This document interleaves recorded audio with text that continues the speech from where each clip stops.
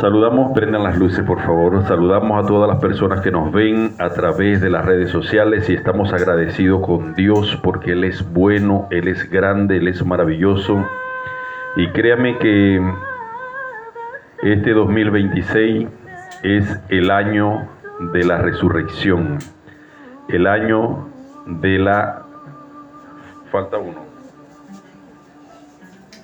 Listo. El año de la resucitación. Acuérdense lo que se decía antes, Venezuela viene con punta de lanza y muchos de los que inmigraron van a regresar. Muchos de los que se fueron van a regresar y van a venir mucha gente de otras naciones. Así está escrito. Nosotros no nos vamos a comportar como nos trataron a nosotros. Yo me recuerdo que una vez iba montado en un autobús. En Ecuador me pasó esto. Iba montado en un autobús y se montaron. Ellos son así como mestizos indígenas de pelo flechudo. Y ellos de una vez, yo iba bien vestido, imagina, y llevaba corbata y un maletín porque estaba gerenciando una empresa. Estos me miraron y empezaron a tirar sátiras. Y decían, estos venezolanos los vamos a matar a todos, los vamos a sacar. Y la tardanza es que hable y tal, y yo solamente callado allí decía, Señor, ato al diablo ahora mismo, en el nombre de Jesucristo, con tu sangre, era lo que decía yo en mi mente. Porque ellos estaban buscando la manera de que yo reaccionara. Y como esto me pasó muchísimas cosas. Comprando en una tienda, una persona me estaba estafando y como yo reclamé mi derecho, también me puso en mi lugar. Me dijo que yo no era ecuatoriano y empezó a maldecir y a maldecir a los venezolanos y yo callado. ¿Por qué? Porque Dios a veces permite que las cosas pasen para que nosotros aprendamos algo. Y todo en la vida es un aprendizaje. Ahora vamos al tema central para no salirme de contexto. El título que lleva este mensaje se llama Jesús nos restauró el dominio caído, el dominio de la humanidad. Cuando Dios vino a este mundo, lo hizo como la persona de Jesucristo. Él se despojó a sí mismo para encarnar en un hombre y ser 100% hombre y a su vez ser 100% Dios. Satanás era el dueño de la tierra en el entonces. La humanidad tenía que pagarle renta a Satanás, pero no renta monetaria, sino con sufrimiento, con problemas, con aflicciones, con enfermedades. Esto era pagarle rentas a Satanás por permanecer en la tierra.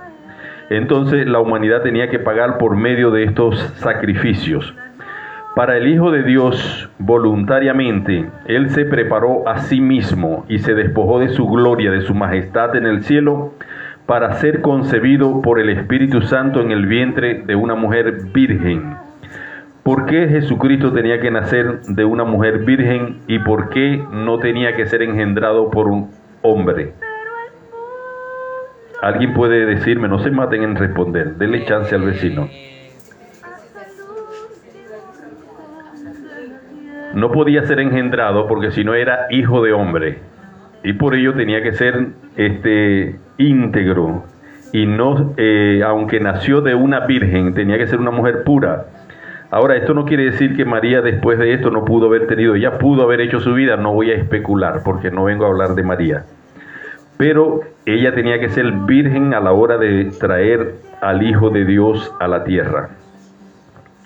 Jesús fue engendrado por Dios y por el poder del Espíritu Santo, pero aún necesita nacer de una mujer que sea completamente humana y completamente virgen. También él tenía que venir a ser completamente humano, por eso tenía que nacer de una mujer virgen, para no perder su esencia de ser Dios. En Isaías 7, versículo 14, explica claramente lo que estamos diciendo. Isaías 7, versículo 14. Sí. Dice: Por tanto, el Señor mismo os dará señal. He aquí que la Virgen concebirá y dará a luz un hijo, y llamará su nombre Emmanuel. En Lucas 1, versículo 31 también dice la Biblia algo acerca de esto. Lucas 1, versículo 35. Respondiendo el ángel le dijo: El Espíritu Santo vendrá sobre ti, y el poder del Altísimo te cubrirá con su sombra, por la cual también el santo ser que nacerá será llamado Hijo de Dios. ¿A quién le estaba hablando Dios, el Espíritu Santo?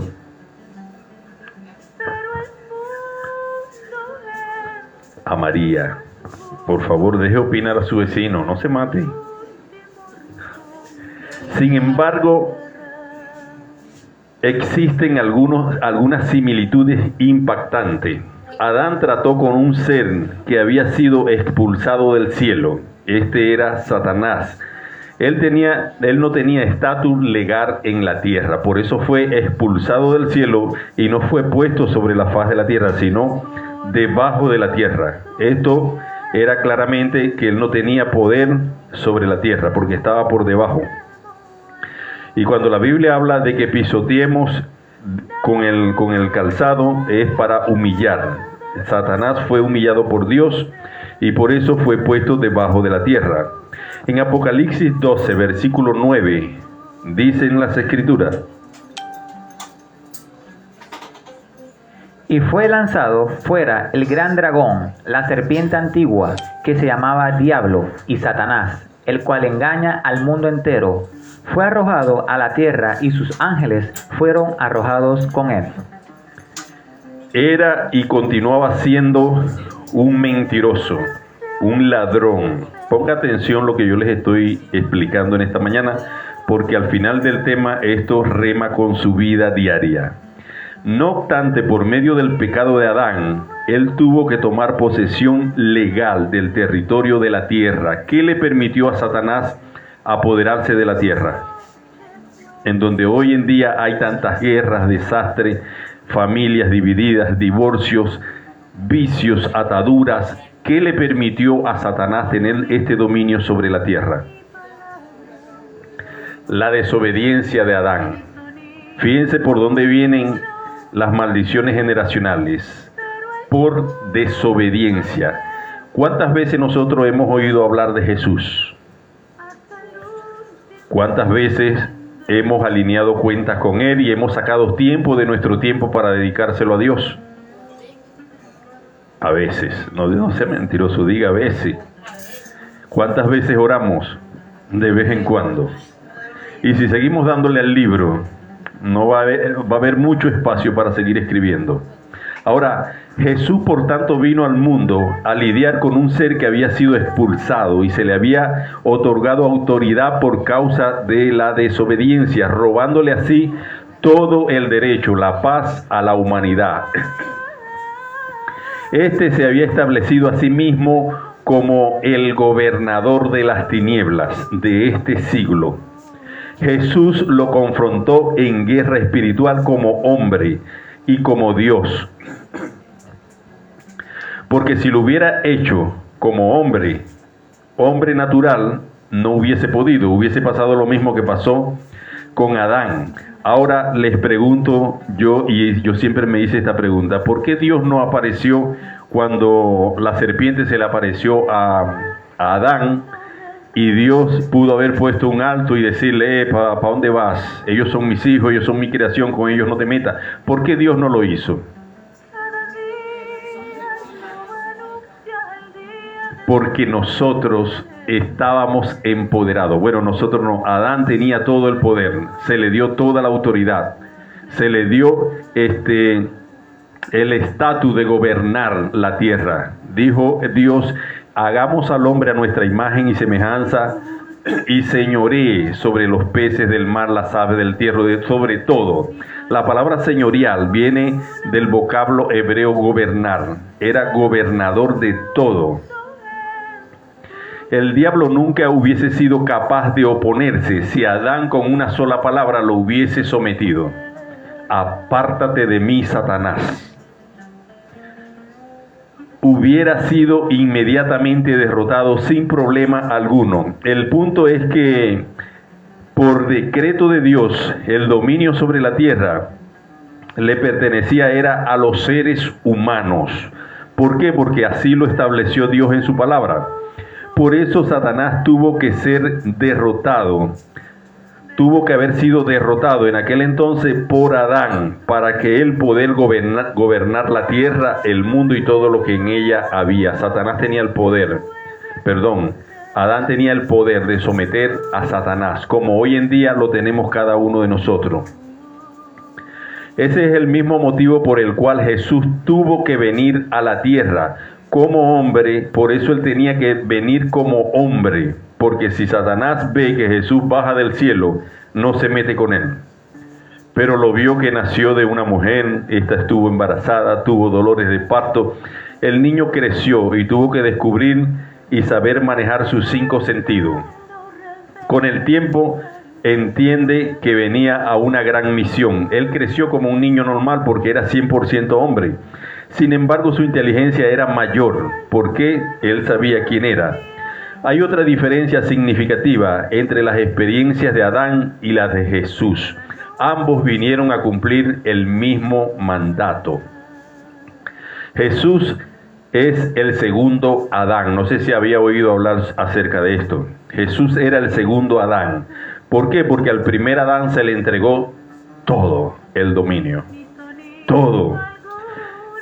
Él lo perdió y tuvieron que enviar al segundo Adán. Mi pregunta es la siguiente: ¿quiénes serán los terceros Adán?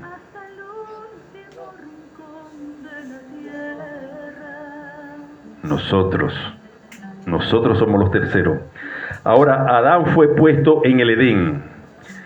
Ese mismo motivo por el cual Jesús tenía que venir a la tierra convertido en hombre para destruir las obras del enemigo, reconquistando la tierra para siempre y devolviéndole al hombre el poder y la autoridad que éste había perdido en el huerto. Hay otra diferencia significativa entre las experiencias de estos dos líderes, como fue Adán y como fue Jesús. Adán fue creado y puesto en el Edén, como en el huerto del Edén, donde no le faltaba nada. Adán lo tenía todo. Él recibió todo. Él recibió conocimiento, dirección, revelación. Fíjense que la comunión de Adán y de Dios era tan transparente, que Adán estaba en el campo arando la tierra para sembrar, y Dios se le aparecía en una nube, y sentado en el trono, y establecían una conversación. ¿Qué más, Adán? ¿Cómo pasaste el día? Aquí estoy, Señor, arando la tierra, voy a sembrar maíz. Se hablaban de tú a tú. Fíjense lo que se perdió por la desobediencia. Todo esto fue el resultado de alguien que no cumplió con lo que se le había encomendado. Jesús vino a la tierra como un bebé. La diferencia entre Adán y de Jesús fue que Adán no fue bebé. Él simplemente nació como de 20 años. Adán no tenía ombligo. Jesús nació como bebé. Sí tenía ombligo, se alimentaba de una madre. Él tuvo que crecer física, mental y espiritualmente. Tuvo que llegar a entender las cosas del mundo. Por medio de sus 5 sentidos físicos, él funcionaba en el mundo natural, tratando de encajar entre la humanidad para poder entender su sistema de vida. Luego, cuando se hace adulto, entiende que hay algo grande sobre él. Por ello, él se aparta. Cuando él decide que ya va a comenzar su ministerio, se apartó. ¿Y se fue a dónde? A Maicao. Se fue al desierto. Allí recibió revelación espiritual, buscando continuamente al Padre por medio de la oración, de la comunión con Él, y fue hasta el punto de que su carne se debilitó al punto que sus labios se sajaron. Dice que estuvo allí 40 días sin comer. No dice que no bebió, dice sin comer. Tuvo que haber bebido líquido, porque su cuerpo físico lo necesitaba aún siendo Dios. Pero la Biblia dice que estuvo allí sin comer hasta el punto en que pudo conectar con su fuente, que era Dios. ¿Qué llevó a Jesús encajar con su Padre? ¿Qué tuvo que hacer? Orar. Orar, ayunar, sacrificar. Se sacrificó su cuerpo físico para poder entrar en la dimensión del Padre. Yo no sé si a usted le ha pasado que de repente está durmiendo y de repente no se puede mover y está consciente de lo que está ocurriendo, y esto usted quiere mover la mano y no puede, y algo, una fuerza sobrenatural está sobre usted y usted no entiende, y después al rato usted empieza a recobrar la fuerza y se empieza a mover poquito a poco hasta que recupera la fuerza. ¿Cuánto les ha pasado esto? Entonces usted no entiende. Yo quería mover la mano y no podía. ¿Saben qué pasaba allí? Todos cuando dormimos, el cuerpo descansa y cae un éxtasis y el espíritu sale. Y estos son los llamados sueños, experiencias espirituales. Por ello, cuando usted regresa, muchas veces no está completamente dentro de su cuerpo, sino encima de él, esperando conexión. Y cuando usted está tratando de moverse, está haciendo la fuerza en el espíritu y no está conectado con su cuerpo. Por eso no puede levantar el brazo. Esto muchos lo llaman la pesadilla del sueño, o tiene muchos nombres. Entonces, ¿qué es lo que pasa? Que cuando usted se relaja y empieza a invocar a Dios, al Espíritu Santo, o a un credo, un Padre Nuestro, lo que usted quiera, esta conexión es cuando usted enfoca la mente en las cosas de Dios, el Espíritu encaja nuevamente y usted empieza a recuperar las fuerzas. Sencillamente usted estaba fuera de su cuerpo. Para los que no creen, los seres humanos tienen un cordón de plata que te conecta con tu parte espiritual. Y por ello nosotros salimos del cuerpo. Ahora, ¿quién me dice a mí que esto es mentira cuando esto me sucede a cada rato? También tengo allá a Brian. Él vive aterrado por esto. Yo le he venido explicando qué es lo que le ocurre, porque somos personas que somos sensibles con el espíritu, espiritualmente, y nos desconectamos. Esto me pasaba cuando era niño. Yo me levantaba e iba al baño, y cuando de repente atravesaba la pared quedaba así. Y tocaba y no podía tocar y me veía acostado y regresaba otra vez. Tuve que lidiar con esto por muchos años, hasta que hoy en día lo puedo controlar. Pero estas son realidades, porque nosotros somos espíritus habitando en un cuerpo y poseemos un alma que es conciencia pura, la que nos ayuda a definir lo bueno y lo malo, la que nos ayuda a tomar decisiones. Pero sabemos que también tanto el espíritu como el cuerpo, ellos dos doblegan el alma. Depende de la mente consciente racional. El alma depende de las decisiones que nosotros tomemos. Por ello, más adelante les voy a enseñar una prédica que se llama sanándonos primero desde adentro. Entonces, me perdí un poquito. Jesús fue tentado por Satanás después de pasar 40 días ayunando en el desierto. Él recibió revelaciones en el desierto. Cuando él viene de regreso, mientras Adán era tentado por Satanás en el jardín, cuando Adán estaba en el jardín del Edén, él tenía todo para comer: frutas, legumbres, carne, yo me imagino que hasta pan, había de todo. Eso era un gran bazar. Pero la diferencia entre Adán fue que cuando Adán fue tentado, él lo tenía todo. Pero cuando Jesús fue tentado, venía ¿de dónde? Del desierto, con hambre. Por eso es que Satanás le dice, lo mira, se quita los lentes así, le tiró el escáner. Si verdaderamente eres hijo de Dios, ¿por qué no conviertes esa piedra en pan? ¿Por qué le dijo en pan? ¿Por qué no le dijo, por qué no conviertes esa piedra en un Lamborghini? Porque él escuchaba los ruidos de su estómago. ¿A cuánto le suenan los dragones cuando tienen hambre? Entonces Satanás sabía que venía muerto de hambre. Si verdaderamente eres el Hijo de Dios, ¿por qué no conviertes esa piedra en pan? Jesús lo puso en su lugar.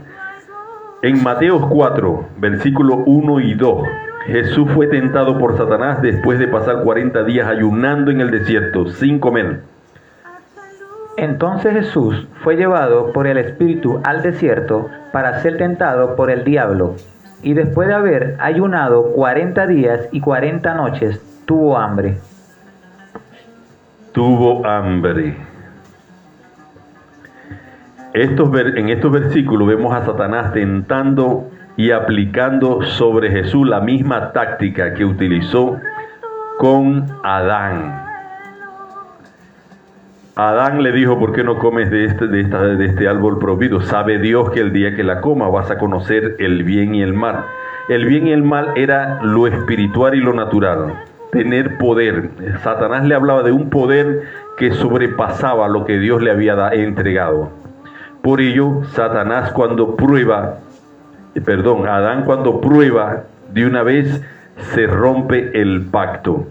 Sin embargo, Jesús no tenía nada. Lo que habían eran piedras.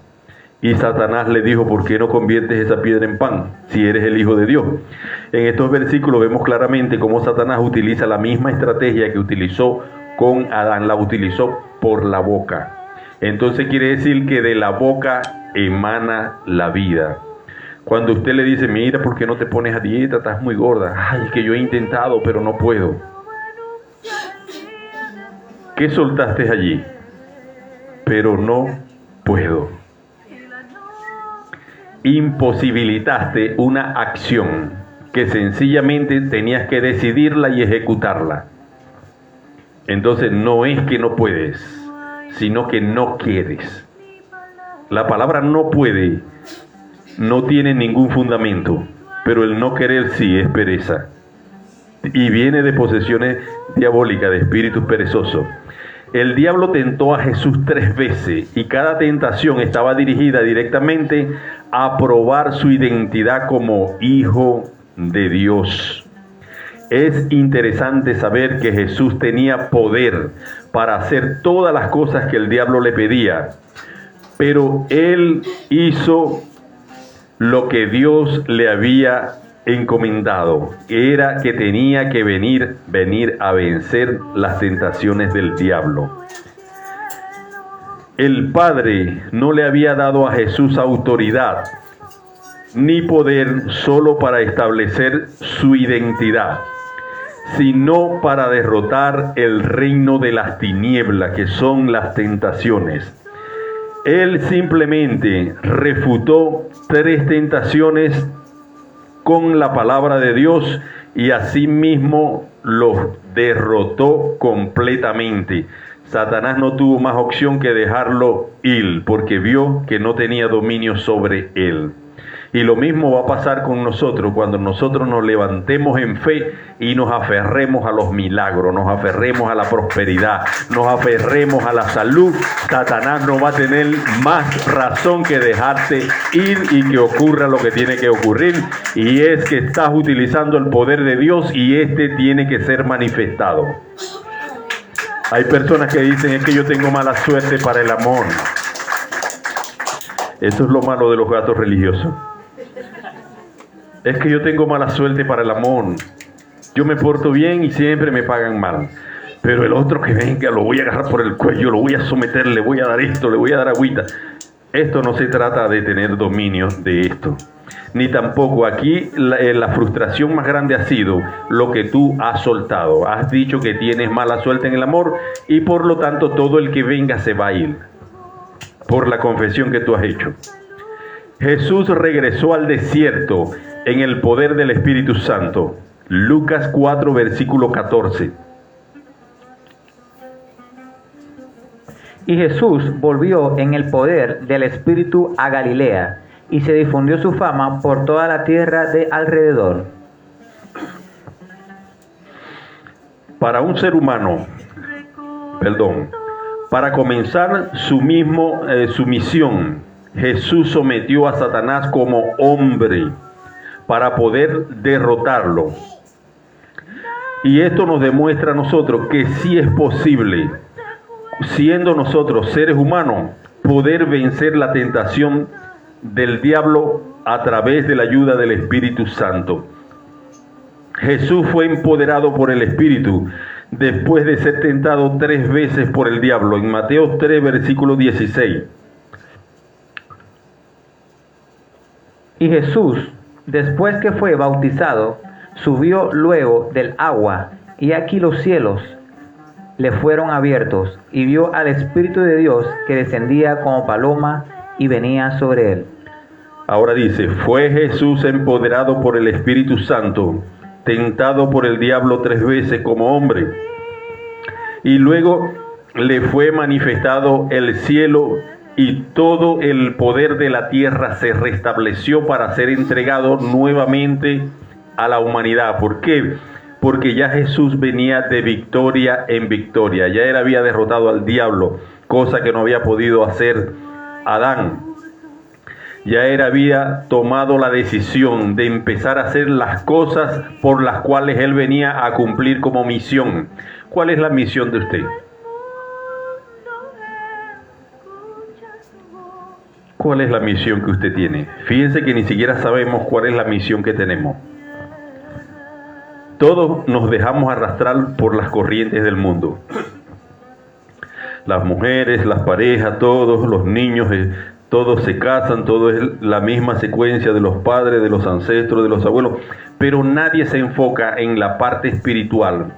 Nadie estudia ese sentimiento, ese vacío que a veces sentimos, que creemos que tiene que ser llenado porque tenemos que tener otra persona al lado para poder sentirnos bien. ¿Creen ustedes que esto sea cierto? Hay un vacío espiritual que cuando este es tocado, las personas lo reemplazan con la compañía de alguien. O porque se sienten solas, desamparadas. Otros viven restregándose los ojos diciendo, yo es que yo he sufrido mucho, a mí me han pasado muchas cosas. Tenemos que aprender algo. Cuando las personas anclan su fe, lo que siempre viven recordando es el pasado, las malas experiencias, lo mal que te trató la vida, y esto te mantiene anclado, dando vueltas en círculo. Tenemos que olvidarnos de todas estas experiencias y decir, de hoy en adelante yo decido vivir.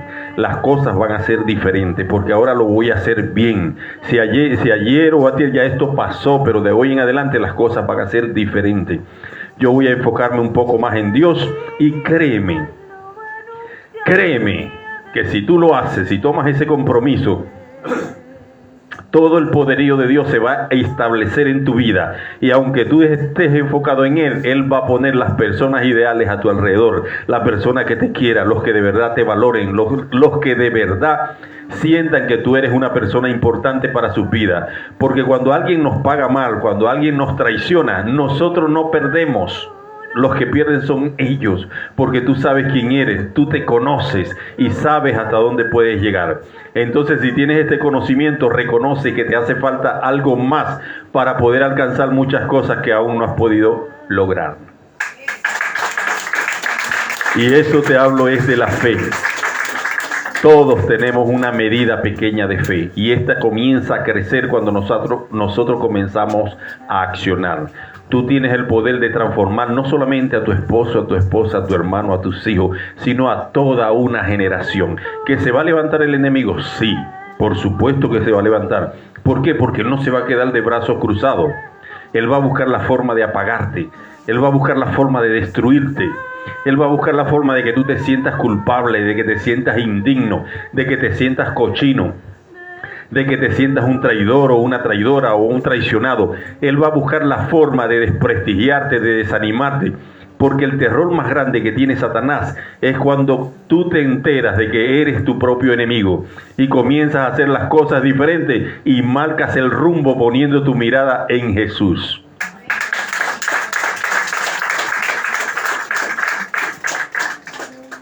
Más adelante Jesús murió en la cruz, en sacrificio por nosotros, para devolvernos el señorío, la autoridad, el poder. Él fue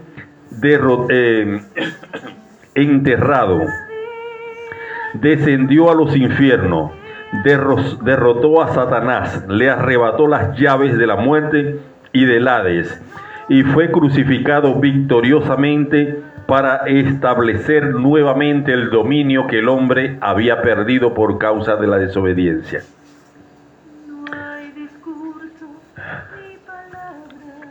No se quede allí mirando cómo me sale la barriga. Aplauda al Señor.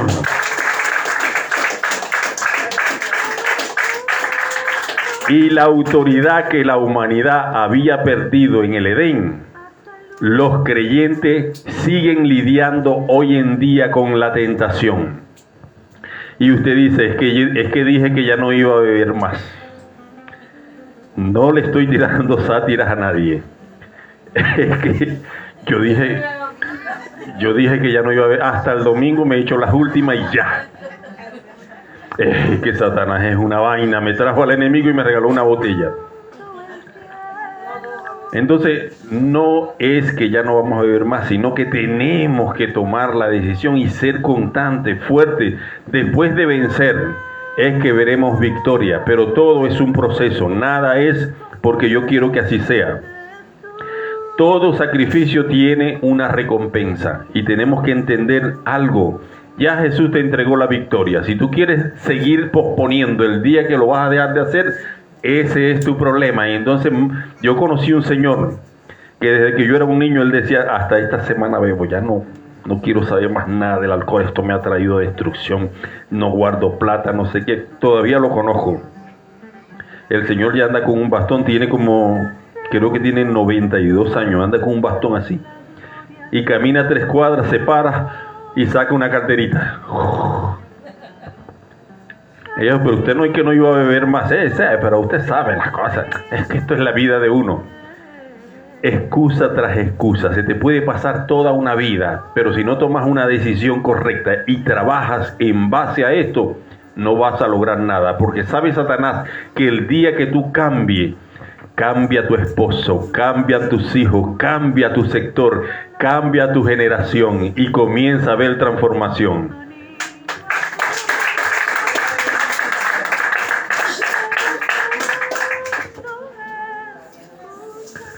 Los creyentes siguen lidiando con la tentación y Satanás sigue riéndose. Ahora yo les voy a preguntar lo siguiente. Si hay un borracho que va por la calle haciendo heces, porque ya no se sabe otra letra, y ve a un evangélico predicando en la esquina, ¿a quién creen ustedes que ataca a Satanás? Al evangélico. ¿Saben por qué? Porque ese bombillito puede prender todo, esa chispa puede prender todo un bosque, mientras que aquel ya está quemado. Entonces tenemos que entender que él sabe a quién va a atacar. Entonces, la realidad es que ya Satanás fue derrotado, ya él no tiene autoridad sobre nosotros. Pero somos nosotros los que nos queremos soltar a Satanás. Satanás, quédate otra semana más, que es tan chévere estar contigo. Y me gusta cuando me brindan esos diablos. Tenemos que entender algo. El enemigo puede habitar entre nosotros, puede colonizar, puede estar hasta dentro de tu cuerpo y tú no lo sabes. Pero el día que empiezas a ayunar y a orar, le empiezan a dolerte las rodillas, los riñones, es que por estar doblada, es que por esto antes no me dolía nada, ahora que estoy en el evangelio hasta las hormigas se me han levantado. Claro que sí, porque él va a querer hacerte retroceder y los problemas se van a incrementar. Y todo va a empezar a ocurrir. ¿Por qué? Porque Satanás comienza a intensificar sus batallas en tu contra. Y tenemos que entender esto. Es una guerra espiritual. La decisión nuestra es que podemos elegir entre derrotar a Satanás o aliarnos a él. Cuando nos entregamos a él, le permitimos que tome posesión de todas nuestras vidas. Y no solamente va a tener posesión de mí, sino de los que están detrás de mí, de los que viven alrededor de mí, de los que vienen de mi sangre. La maldición se va a extender, porque algo que tú retengas, que dañe tu vida espiritual, se convierte en maldición generacional y se va a extender hasta tus próximas generaciones. En Mateo 28, versículo 18. Y Jesús se acercó y les habló diciendo: Toda potestad me es dada en el cielo y en la tierra. Toda potestad me es dada en el cielo y en la tierra. Si Jesús nos propinó a nosotros victoria, ¿qué nos está otorgando en esta mañana? El poder de poder vencer cualquier circunstancia. El poder está en tus manos. El poder Él te lo está entregando. El poder, recuerden que las tentaciones y las maldiciones y todo el dominio se le entregó a Satanás por la boca. Ahora entendamos algo. El día que tú andas hambriento y ves que yo te doy de comer, ¿para dónde vas a correr tú? ¿Para dónde, Fabián? Para mi casa. ¿Sabes por qué? Porque ya yo sé que por allí te puedo sujetar. ¿Qué hizo él con Adán? ¿Por qué no comes de esa fruta? Allí te voy a entregar esto, te vas a dar cuenta de muchas cosas. ¿Qué le dijo a Jesús? ¿Por qué no conviertes esa piedra en pan? Porque quería tomar control de la boca. Cuando usted va a pescar, ¿por dónde agarra el pez?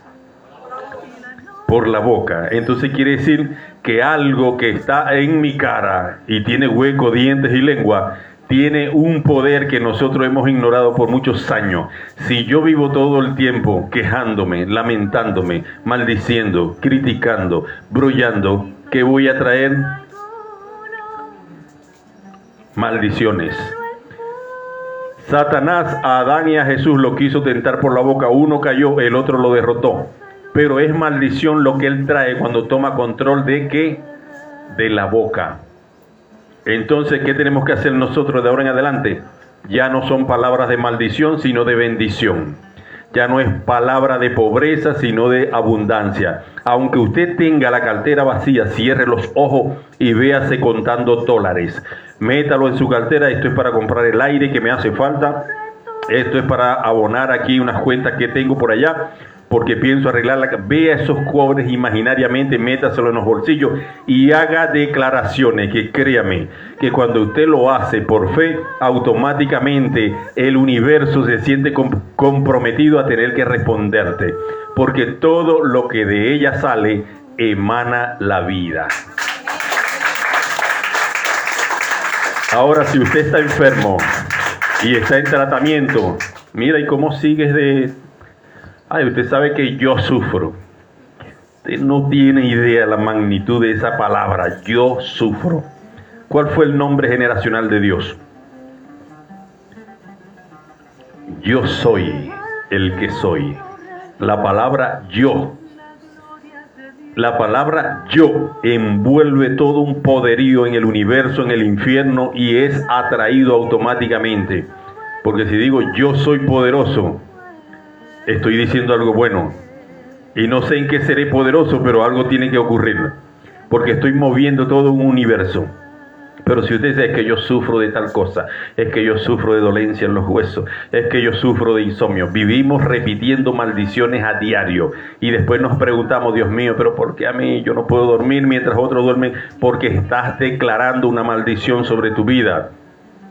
Di, yo duermo placenteramente, disfruto del sueño, y créeme que tu mente se va a ver obligada a conectarse con el universo, a decirle, mira, él está pidiendo esto, ¿por qué no se lo has entregado? Todo lo que declaremos con la boca, sea de maldición o de bendición, va a ocurrir. Así que usted no sufre de nada. Declárese sano, declárese bendecido, declárese en bendición. Cuando vea a alguien, ¿cómo estás, mi amor? Te bendigo. Bendígalo. ¿Sabe por qué? Porque todo lo que sale regresa. Y si a usted no le gusta bendecir a las personas, póngalo en práctica a partir de hoy. Dios te bendiga, mi amor. ¿Cómo estás? Mi amor, Dios te bendiga. Esas palabras van a retornar. Y todo lo que usted siembra, lo recoge. Así que a partir de hoy diga, yo sí puedo, yo voy a vencer, yo voy a cambiar, yo voy a ser diferente. Yo voy a hacer esto, yo voy a hacer aquello. Yo voy a cambiar, yo voy a ser diferente. La palabra yo ejerce un poder soberano y espiritual. Ahora sí, Junior, como hoy es una mañana de victoria, cantemos a Brian. Gracias a las personas que nos ven a través de las redes sociales. Denle muchos puñitos y corazones hasta el punto de noquearnos. Dios les bendiga a todos.